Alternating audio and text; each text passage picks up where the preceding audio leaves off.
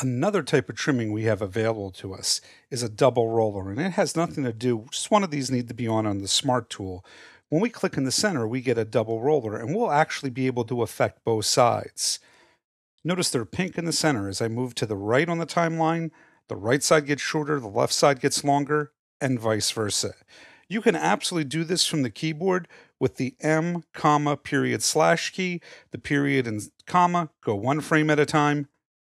The M and slash keys go 10 frames at a time. So you can go 10 left, 10 right. This becomes a very fast way to finesse a timeline. This would have certainly been the way to handle this timeline here, which is all based on a montage. And I'll click here and I'll actually repair this by lengthening this. And I'll come to the other side and wait for it to be a double roller and click and lengthen this.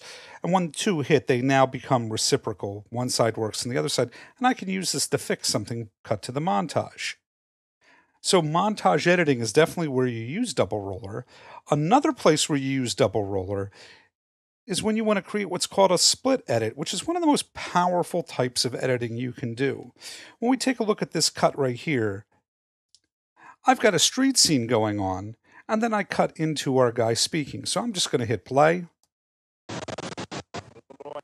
And I just want to hide the cut. To do this, I want a double roller, but I want it to be just a video. Notice linking is off. When I click and I drag this to the right, I've shortened the right side. I've made it so we hear him first on the audio, and then we see his video. This is called a split edit, and this is a perfect use of double roller. Let me undo that just a second. If I had done double roller of audio as well, with or without linking on, remember if tracks matter, if I have the tracks on, if I had done a double roller of the audio, I would have screwed up his interview. If I had moved it to the left, I would have had more words before he speaks. And if I had moved it to the right, I would have had less words of what he speaks. I don't want to touch the audio whatsoever. So generally speaking, we use double roller for either montage pieces where it's the sync audio that goes with it doesn't matter, or when we're working with, say, people talking, dialogue, and interview, and we want to split the edit. Splitting the edit is probably one of the single most things that defines the difference between an amateur editor and a pro editor, because we can hear somebody and then see them, or the reverse of that, as long as we don't disturb his interview here. I obviously don't want to split this next edit. We're cutting from him in a wide shot to a close-up. This works great. But right here, I'm going to maybe hold on him for a moment and let the sound of whatever this shot is carry in before we cut off screen.